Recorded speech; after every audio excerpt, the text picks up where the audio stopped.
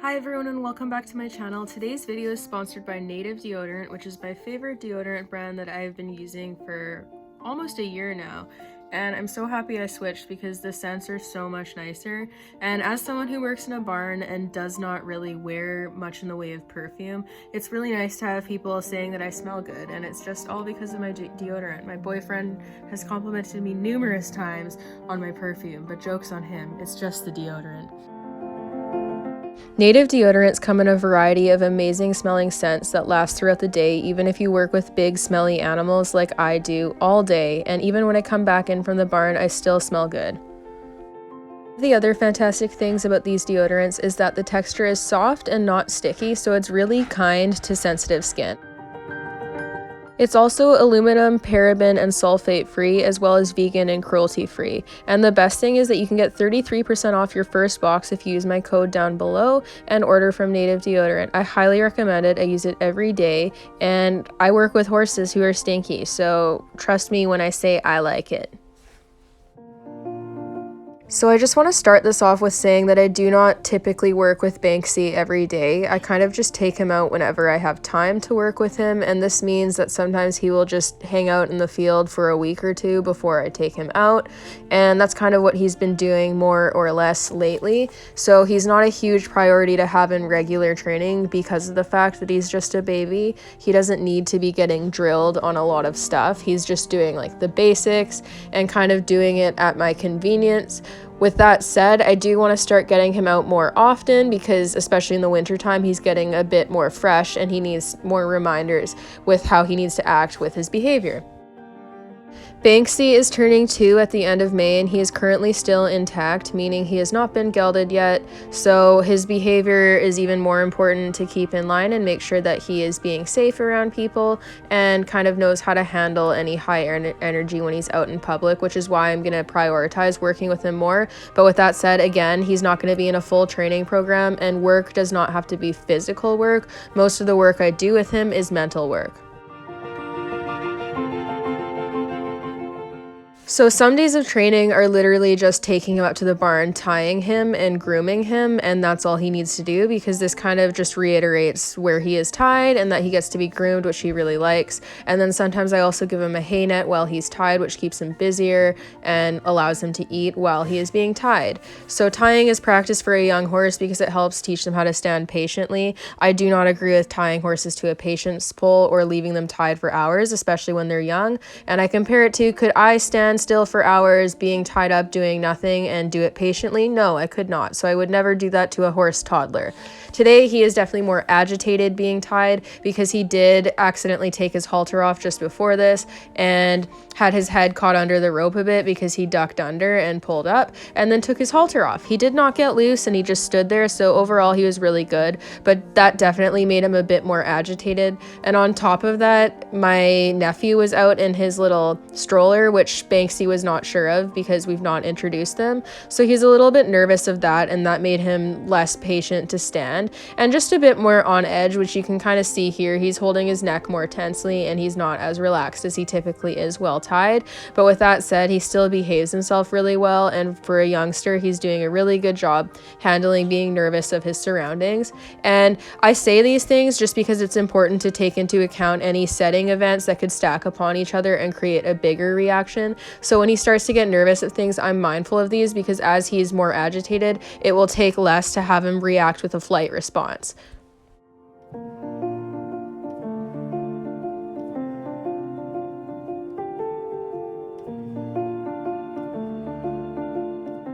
So anyways, everything related to standing for grooming and having his feet picked is just normal stuff that every horse needs to know. So these are things that he does get practice with the most.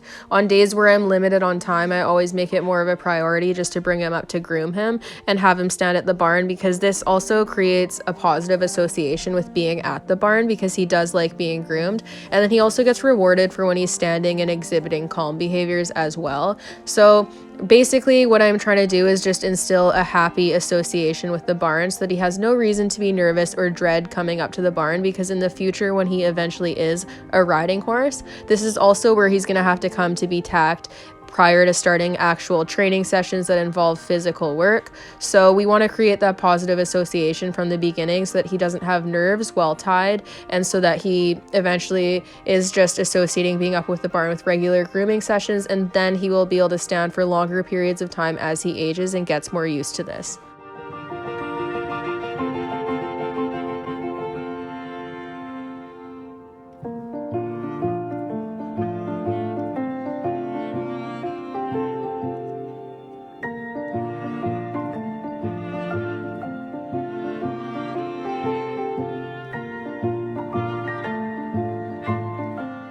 Due to the weather recently dropping in temperature, a lot of the horses in their paddocks were reacting and kind of running around and playing. So these types of things make a young horse in particular more likely to react with flight responses or be more excitable. So that's why I stop him and just ask him to wait for a little bit while I'm walking him to the arena to work with him, because it just kind of reiterates that I don't want him walking really fast and pulling me. And it reminds him that we're not always going to be going to the destination in the way that he thinks we are, which is walking straight there. So that's kind of an important part of just kind of getting him to soften and not get pulling when he's excited and more highly aroused because of what's going on around him. And since he was a bit fresh today, I did turn him loose and let him go for a little bit of a run first on his own accord. I don't chase him, I just let him loose while I went to go get my treats ready and kind of go get my target stick to work on training him. So he had a bit of a play and got some of his sillies out and got to run around while the filly in the adjacent field was running around. And I think that's important because it gives him an outlet for any nervous or excited energy, and it's not really fair to a baby to expect them not to have that. Over time, his threshold for handling his excitement will increase as he gets older and as he gets involved in training more and as I condition new behaviors. But since he's a baby, I do try to give him the benefit of the doubt as much as possible. So anyways, our training session commences when he comes back to me to be caught, which he does basically right away when I come in, because he sees me as a rewarding place to be. In previous training sessions, I taught him how to follow and target the end of this stick. So this is what we're working on here, and this is how I do my Liberty sessions with him. But my original intention with teaching him to target the stick is because I use it when I'm leading him around past other horses to encourage him to turn away from them and not focus on them. He has not exhibited any stud-like behaviors yet, but I'm doing this as a precursor to any hormonal behaviors that may arise to encourage him to face away from other horses and remain focused on me instead of stopping and wanting to interact with other horses. In chillier temperatures, all of my horses tend to have way more energy than they would on hot days, so he is pretty fresh today and he's playing as he would out in the field with his friends. So when he feels the need to kind of run off and kind of do his own thing away from me, I don't punish this at all or get mad at him or try to demand his attention back right away, because I would rather him go and exercise his energy and have a little bit of playtime away from me in a safe setting than be doing it right on top of me. So usually when I'm working with the target stick, he just follows me at the walk unless I start jogging. But since he's excited today, he's a lot more bouncy and trotting along. So I'm trying to make more of an effort to wait for calm behaviors to reward it. But with that said, my reward schedule with him has to be pretty frequent. Otherwise, he gets frustrated a lot easier and loses interest. So I reward him often for following the stick after a few strides. And then throughout the session, I'll gradually increase the amount of time I expect him to stay focused before giving him a reward. And for rewards, I'm using just plain alfalfa pellets. It takes horses longer to chew these, and you can feed them in larger quantities. Notice that even when he loses interest or briefly has to go off to go play and exercise some of his excess energy, he always comes back to me pretty much right away. And this is because from day one with him, I've pretty heavily conditioned him approaching me out in the field and just showing interest in me being around him. So he's pretty quick to come back to me because I've made it rewarding to be in my presence. And it's where he kind of feels safe and where he knows that he's likely to get a prize for being around me. With young horses, it's important to keep sessions short, so I don't really work with him much in the arena with the target stick. And then what we're doing to finish his session is we're taking him down to the end of the property that he's more nervous of because he's afraid of the goats. And this is where you'll notice that he needs to stop more frequently, and this is because he is afraid to go past the goats because he's not super comfortable around them. And this being a narrow walkway makes him feel more trapped because there's kind of scary stimuli on either side. So this is why I let him stop for however long he he needs until he offers to walk again. And this is also why I'm taking him in company with Percy, who is another horse that he knows and he feels more comfortable around. And this makes it a lot less stressful for him to go past the goats. And you'll see that he's offering to check them out and is rather curious and interested in them, which is also a behavior that I encourage and reward. But I also think it's important to allow him to stop and have moments where he stands from further away, wherever he's more comfortable, to assess the situation before choosing to walk on again. You'll notice that on either side of him, horses in paddocks were being extremely highly aroused and having extreme moments of playtime, and for him this was very hard to stay contained because the horses around him are in such a high state of arousal and he feeds off of it. And this, on top of the fact that he's walking on a narrow pathway with horses doing this on either side, demands a lot more of his focus.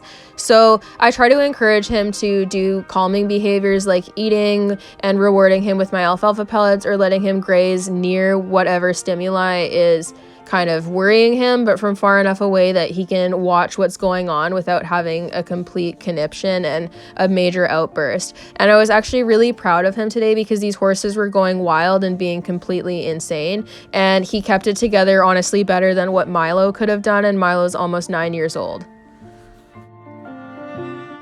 I also don't want to falsely represent this as him being calm, because he definitely was agitated during this and there was a lot going on, so it was hard for him to keep it together, but he was very, very good. And all in all, he kept his anxiety level low enough that he didn't feel the need to have a major reaction to anything. And I think this is largely because of the fact that he had another horse as a friend with him. If he had been alone, he would have had a hard time handling all of the stimuli that was making him nervous, and he would have likely had more of a reaction to it. And I think this is why it's so important to use other horses for comfort when training horses, because it keeps their anxiety low enough that you have a more positive experience the next time you introduce them to this situation that initially made them nervous. And as herd animals, they naturally get their comfort from their friends. On the way back, Banksy did lead for some of the way back, which is really good because he felt confident enough to walk forward without his friend leading. So I let him do that for however long he was comfortable for. But then when I noticed the other horses having excited moments on either side of the trail again, that's when I let Percy go ahead, because it would be easier for him to follow a calmer horse in this scenario. And I didn't want to throw him into the deep end when he was being so good.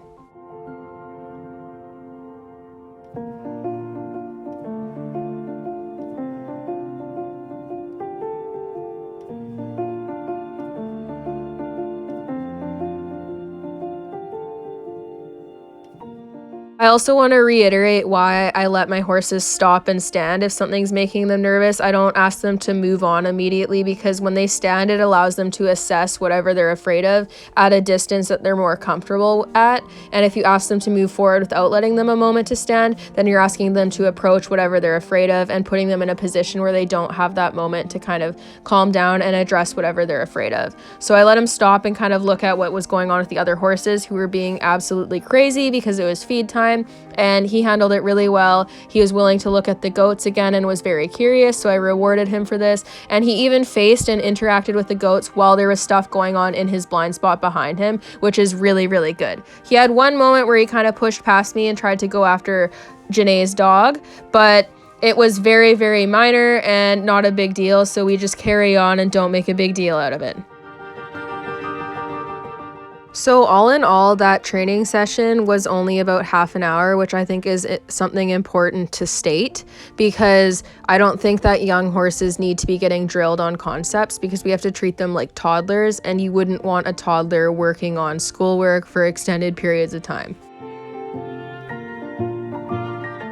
Generally speaking, Banksy is a very well-behaved and well-rounded young horse, but with that said, since he is young and he is a colt, he has his moments sometimes, which is totally okay and to be expected.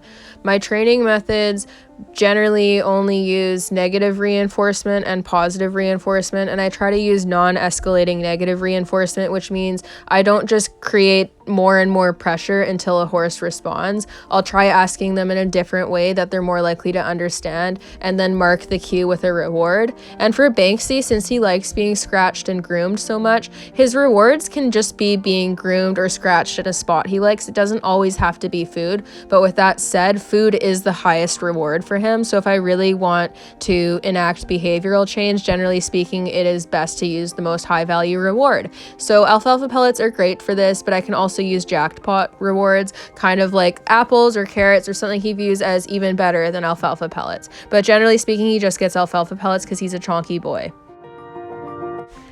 I also think it's important to note that even though Banksy will be 2 later this year, this isn't a reason to amp up his physical workload. I'm not going to be teaching him things like lunging, wearing a saddle, or ground driving until later into his 2-year-old year, when he is actually turned 2 at the bare minimum. But even with that, since lunging is hard on young joints because of the repetitive circles, this isn't something that I'm going to be asking him to do repeatedly, and he has all of the foundational training to make lunging teaching extremely easy because he can yield his hind end, his shoulders, and he can follow a target. So all of the groundwork to teach him this is there, and it will not be a hard concept to teach. So there's no reason to risk his long-term soundness by teaching it now. And I also don't want to sour him by throwing a ton of tack on him and stuff. There's just no point. He's just a baby, and I want him to have a very good mindset surrounding his work.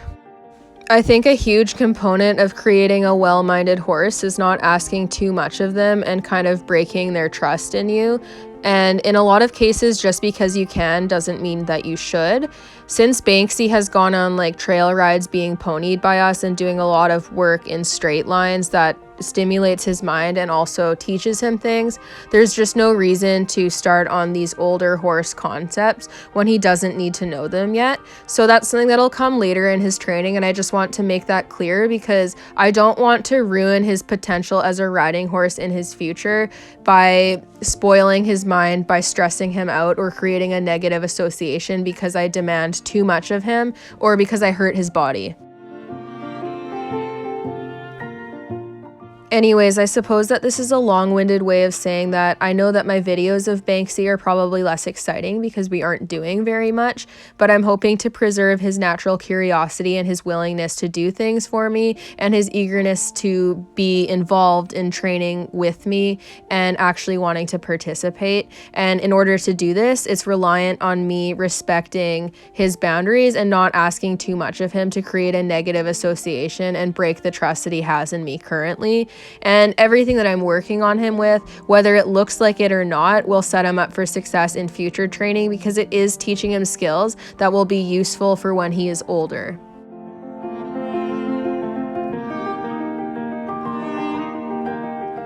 The other point that I think is important in training young horses is that horses can outmuscle us any day of the week and can easily overpower us because of their sheer size. And this is something that holds true even when they are young as weanlings. Banksy has outweighed me basically since he was born, and as such, he could overpower me quite easily from a very young age. So I don't believe that his training should be reliant on his size or in a rush to do things in fear of how he could use his size against me, because those things shouldn't be happening if I'm adequately preparing him. My hopes is that in the future I can start him under saddle at Liberty. That's something that I'd really like to work towards, and I'm hopeful that that will happen with how he has been developing, and that's my ultimate goal with him. I'm not going to be getting on him in his 2-year-old year at all, so people will be waiting a long time.